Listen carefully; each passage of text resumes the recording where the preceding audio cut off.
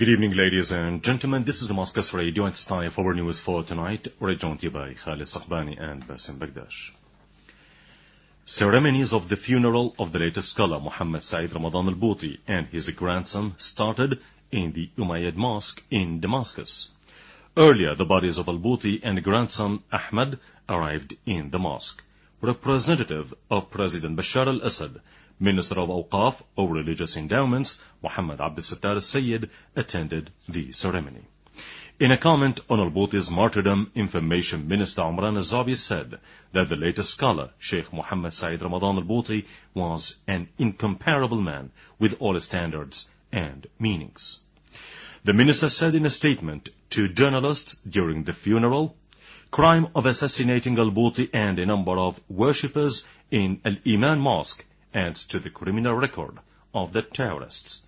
He added, saying, the real response to this crime is the Syrians' commitment to the national dialogue and amity among themselves.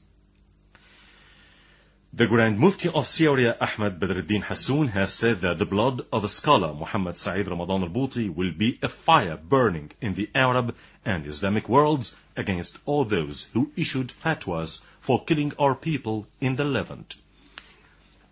Speaking in an interview with the Syrian TV, Hassoun stressed that al-Bouti is the martyr of Mihrab, or in English, the prayer niche, and will remain the symbol of pious advocates. Hassoun said, Islam will not die and Syria will not bow, and I say to those who send arms into Syria, you will not undermine the pillar of Islam in Syria. Islam will remain pure and the Syrian people will remain steadfast. Reminding of what al-Bouti said a week ago, addressing those who call themselves Mujahideen, the Mufti, do not you see, you stand, you are taking the sides of the foreign ministers of Britain, France, and the U.S., the Ministry of Awqaf or Religious Endowments, Syrian scholars, intellectuals, teachers, and the Levant Scholars Union had earlier announced the death of scholar al-Bouti, who was martyred while giving a religious lesson in Al-Iman Mosque. Minister of Awqaf Muhammad Abdel Sattar al-Sayyid said in a statement, the malicious hands of the traitors killed the great scholar because he was the voice of Syria, the right of Syria, and the image of Syria. They targeted his body, but they did not target his mentality or spirit. Forum for Rapprochement of Islamic Scholars, or Islamic schools actually, in the world has strongly condemned the assassination of a great scholar, al-Bouti, describing the act as criminal and inhumane. The Forum said in a statement today, the Forum received the big sorrow the news of the martyrdom of the Islamic intellectual Sheikh al-Bouti, who was well known for his honorable services to Islam, his country, and the Islamic world. In turn, Speaker of the Iranian Shura Council, Ali Larijani, said that the renowned scholar, Martyr al-Bouti, was one of the prominent clerics who always condemned the terrorist attacks on Syria and called for the end of foreign intervention in the country. In a statement on Saturday, Larijani offered condolences over the martyrdom of a scholar, al-Bouti, expressing pain and regret over the act which claimed the lives of al-Bouti and his students. Khalid? Thank you, Basim. Units of the armed forces have confronted the armed terrorist groups which were attacking the Nayrab camp in Idlib's countryside, inflicting heavy losses upon them. An official source told the news reporters that the terrorists were killed and injured while their vehicles were destroyed with weapons and ammunition inside. The source added that units of the armed forces inflicted heavy losses upon terrorists, killing and injuring a number of them in the Ain Road and in the areas surrounding Ariha, El-Srij, and Majdalia, in addition to Kafar Ruma and other areas. Also, a number of vehicles were destroyed.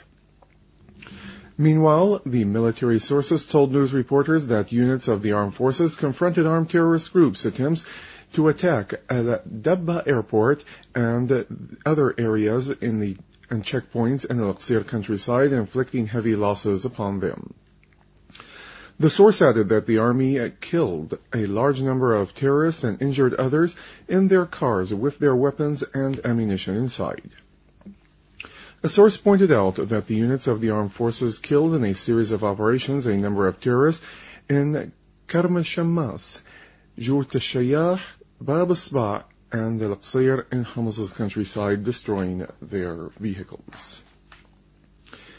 Syria's permanent representative to the United Nations, Dr. Bashar al-Jafari, has affirmed that the crisis which emerged in the Arab world has resulted in the collapse of the defense lines on which the Arab and Islamic nations have built for decades and centuries, which warrants from the religious, political, economic, and social mentalities.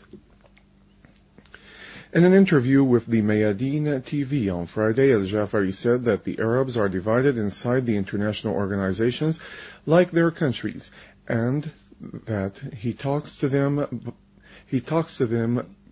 usually, and many of the Arab ambassadors apologize for the policies of their countries and their governments, and they say what is happening to Syria is a big mistake and a great shame to the so-called Arab League and some of the Arab capitals which are directly involved in conspiring against the Syrian people and its government and the future of the Arabs in general.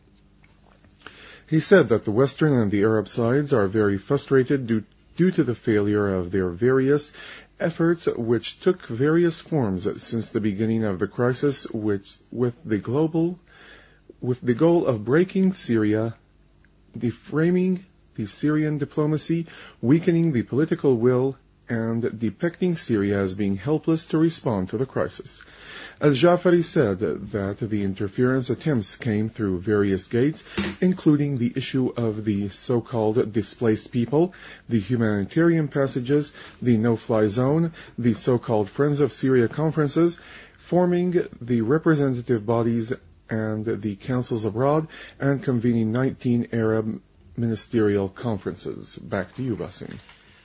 Thank you, Khalid. Foreign and Expatriates Ministry has stressed that the terrorist act, which targeted scholar Muhammad Saeed Ramadan al-Bouti, bears the hallmarks of Al-Qaeda and its allies. In a letter addressed to the Chairman of the Security Council and the UN Secretary General yesterday, the ministry said that the suicidal terrorist blew himself up on Thursday, the 21st, during a religious lesson held at the Iman Mosque in Damascus by Sheikh al-Bouti, adding that the terrorist bombing claimed the lives of 49 persons and wounding 84 and caused huge material damage. The ministry stressed that this terrorist act indicates the obscurant and takfiri thinking which those sides seek to spread by all means in Syria and the world to destroy the values of tolerance and moderation on which Islam is based. The ministry added that the Syrian government calls upon the UN Security Council to condemn this heinous crime and send a clear message to the terrorists and the sides which provide them with logistic, political and financial support that the international community is determined to fight terrorism regardless of its justifications. The Security Council has condemned in the strongest terms the terrorist explosion of a mosque in Damascus, causing the death of tens of civilians, including the religious scholar al-Bouti. The Council members have emphasized their determination to fight all forms of terrorism in light of the UN Charter, denouncing all sorts of violence against the civilians as terrorism in all its forms and manifestations is still one of the most dangerous threats to the world peace and security, and that a terrorist act is an unjustified criminal activity, regardless of the motivation, place, time, or the perpetrators. The Council members reminded the member countries that adequate measures should be ensured for fighting all forms of terrorism under the country's obligations towards the international law, particularly the human rights, the displaced people, and the human law. Back to you, Khalid. Thank you, Basim. The Russian Deputy Foreign Minister Gennady Gatilov has expressed Russia's welcome of the decision taken by the United Nations Secretary General to conduct an inquiry into the use of chemical weapons in Syria.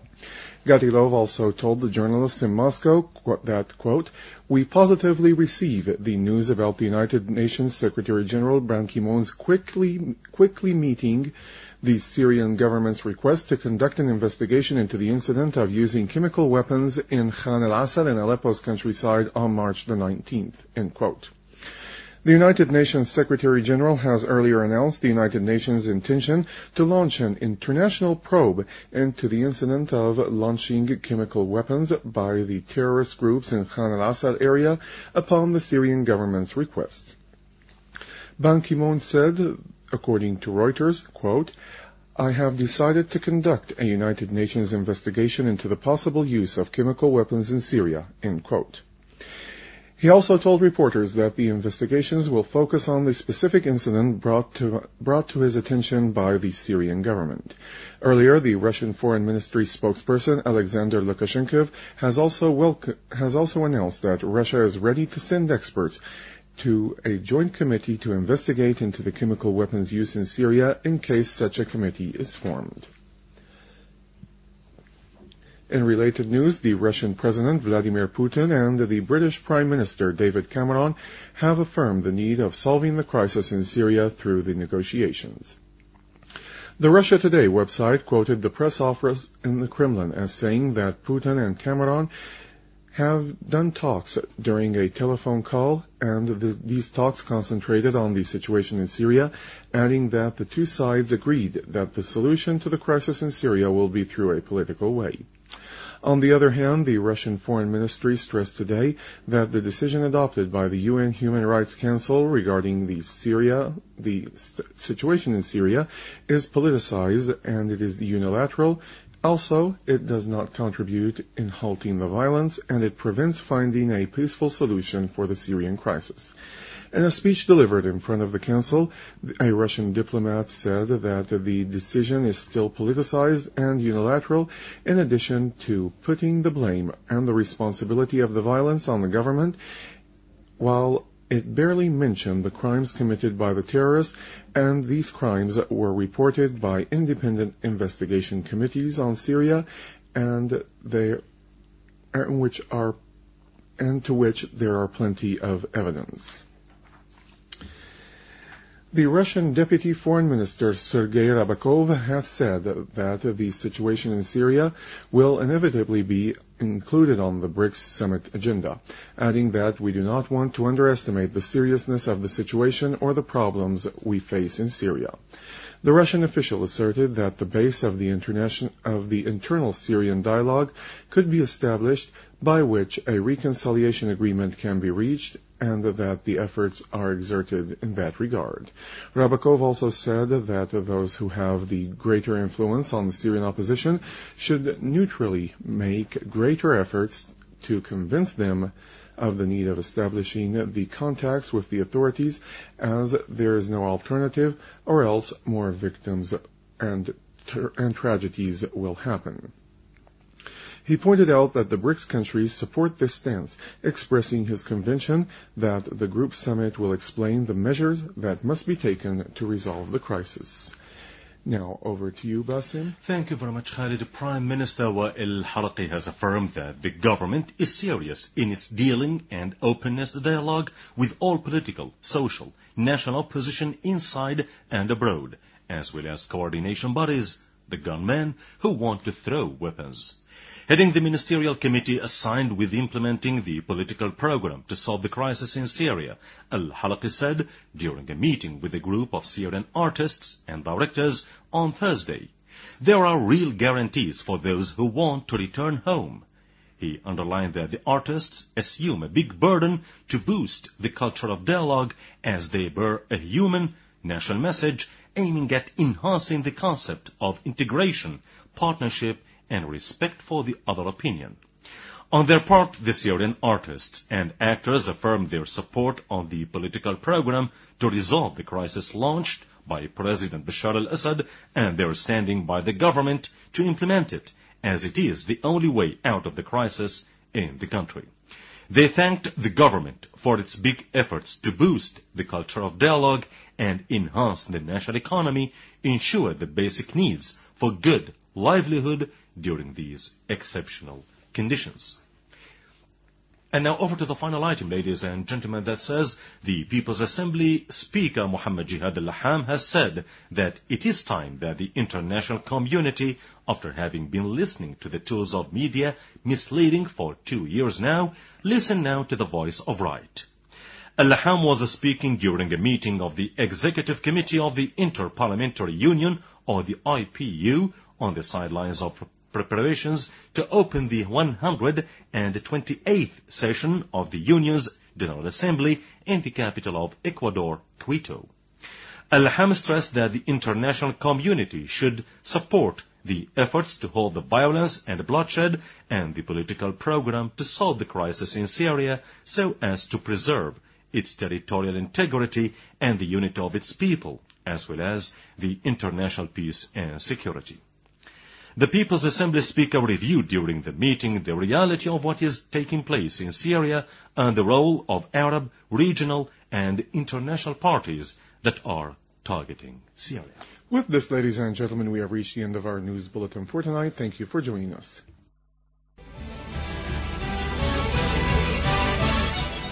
Damascus Radio presents News and Views.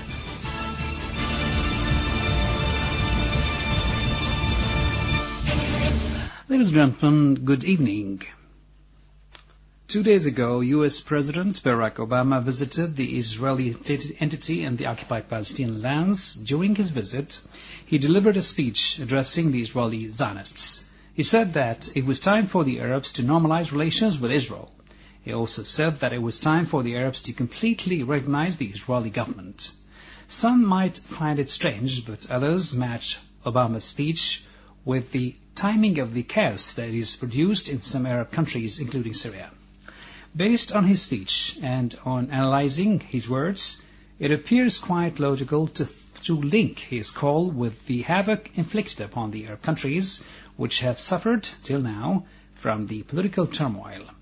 This is ample evidence on the tight linkage between the alleged Arab Spring and Israel's interests in that chaotic situation in which the Arab countries have been pushed. To the US and the Western countries, it all pours in Israel's interests, which lies in the Arabs' disintegration and humiliation. President Obama demanded that the Israeli settlements in the occupied Palestinian lands feel safe. However, their safety is related to the instability and insecurity that the Arab countries must live in order for those settlements to feel safe. His words overtly signify that the destruction which is being carried out in some Arab countries, namely the resistant ones, leads eventually to the safety of the Israeli settlements. The U.S. President seems to have forgotten or ignored, so to speak, who the occupier is and who the occupied is. He heeds only the Israeli interests, thus neglecting the Palestine cause.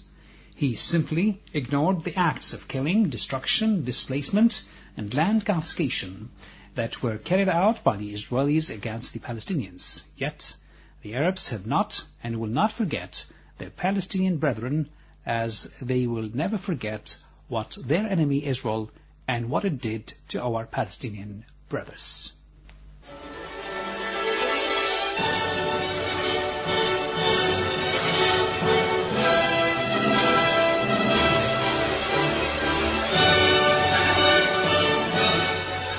Damascus Radio presents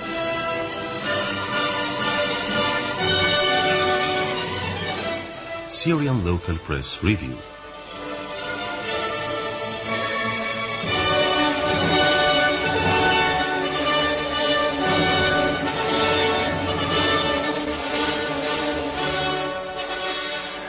Ladies and gentlemen, good evening. The papers published today in Damascus highlighted the following headlines and news items. President al-Assad sends a cable of condolences for the martyrdom of Sheikh Mohammed Saeed al-Bouti, head of the Scholars Union in Syria. The Syrians mourn the great scholar Sheikh al-Bouti, while the Syrian government assures that the terrorist act which took the life of al-Bouti shall be inevitably accounted for. The Syrian Foreign Ministry is carrying on the process of protecting the Syrian people. Reactions continue, namely those local Arab and international ones, as well as a number of his students. Denunciations declare that it was a pre-designed terrorist act which targets the abolition of true Islam. The act was instigated by the sheikhs of sedition. The front page editorial in Athora voices sarcasm, at those who maintain that they are America's allies. The paper says that they are more tools, while all the current happenings are designed to serve the U.S. prime ally Israel. Therefore, whenever the events on the ground tilt towards Syria's interest and the political solution becomes closer, we find an unprecedented escalation. It appears on various levels, the political, the media, and the diplomatic. In clearer words, the wishes and declarations of the colonial states, like France and Britain, on increasing armament of the terrorists are never newer. Arming terrorists in Syria has never stopped. Consequently, that armament has led to committing that heinous crime, with chemical weapons. Basically, those two states are but implementing their part, which is doing the job that is assigned to them. On the other hand, certain Arab states have removed the filthy mask which they put on for several centuries and started to implement the policy of open and exposed enmity that is already demanded by the U.S., the paper concludes.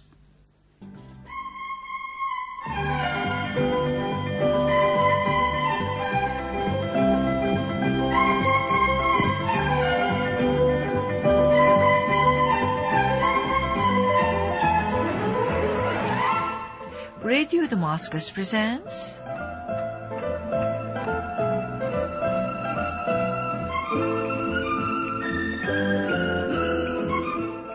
A Call for Justice.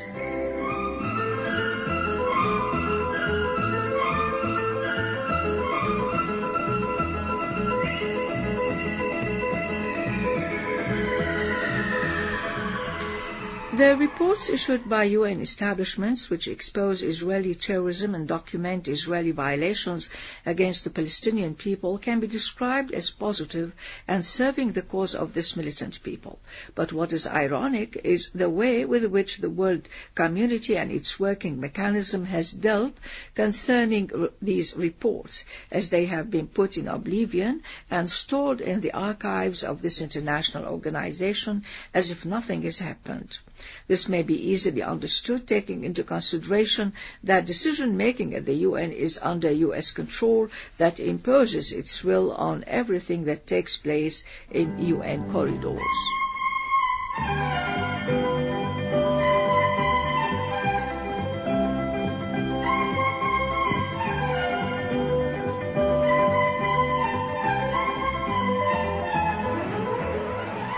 An example for this odd paradox is the way this Western society that claims to be a human rights advocate has approached the UNICEF report that exposes the Israeli entity's practices against Palestinian children. There has been no reaction by human rights organizations, and no light has been shed by world news media on the details of the Israeli crime against those children.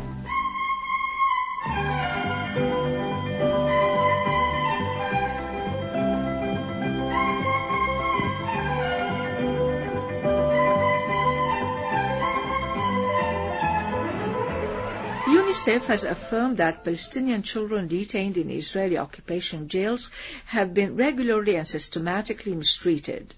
The organization referred to the Israeli military detention system applied to children, saying in any other country, children are not treated in a routine way at military courts for minors which do not provide the necessary guarantees that their rights are respected.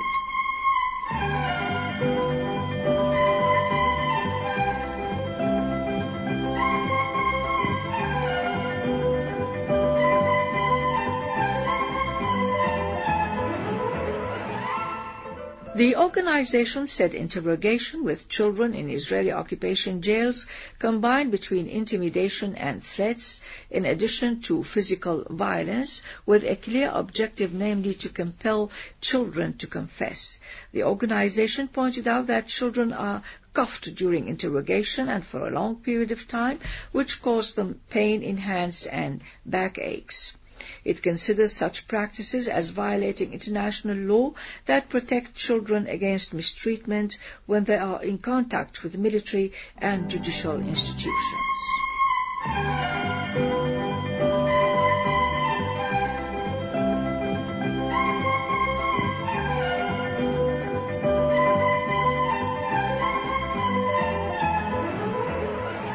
The organization, in its report entitled Scenes and Recommendations, recommended that measures be taken to guarantee Palestinian children's protection and treating them in accordance with the Children's Rights Agreement and other international criteria in this respect.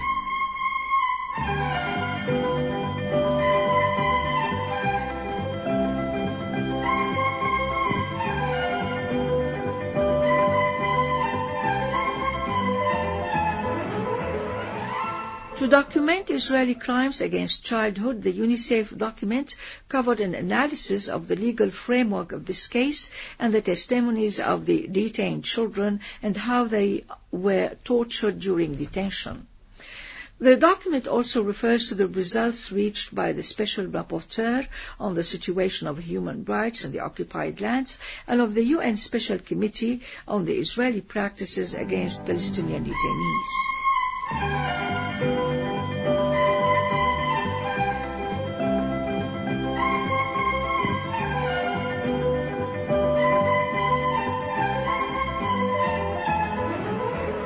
UNICEF estimates the number of Palestinian children detained in Israeli jails as 700, whose ages range between 12 and 17, and who were detained after making confessions through coercion.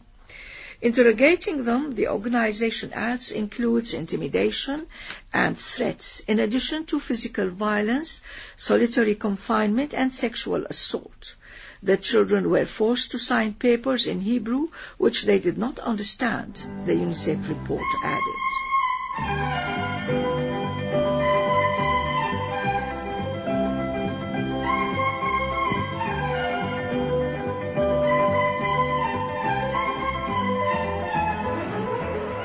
UNICEF Regional Councillor Jean-Nicolas Pose says Israel is the only place in the world where children are systematically detained before military courts.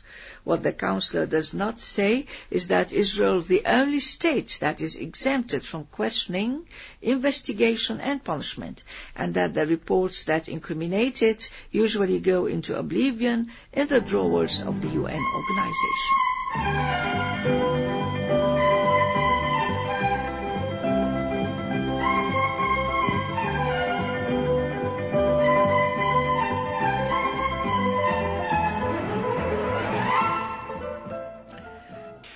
You're listening to Damascus Radio, the broadcasting service of the Syrian Arab Republic. Before we sign off the national anthem, here is a final look at the news summary. Ceremonies of the funeral of the late scholar Muhammad Saeed Ramadan al-Bouti and his grandson start in the Umayyad Mosque in Damascus. The Forum for Rapprochement of Islamic Schools in the World strongly condemns the assassination of a great scholar, al-Bouti, describing the act as criminal and inhuman. The Foreign Ministry stresses that the terrorist act, which targeted scholar Muhammad Saeed Ramadan al-Bouti, bears the hallmarks of Al-Qaeda and its allies. Using the strongest terms, the Security Council condemns the terrorist explosion of a mosque in Damascus, causing the death of civilians, including the religious scholar al-Bouti. And Russian Deputy Foreign Minister Gennady Gatilov expresses Russia's welcome of the decision taken by the UN Secretary General to conduct inquiry into the use of chemical weapons in Syria. With that, ladies and gentlemen, we come to the end of our transmission for tonight. Until we meet again tomorrow at the same time and on the same frequencies, we wish you all the best from Damascus Radio, the broadcasting service of the Syrian Arab Republic.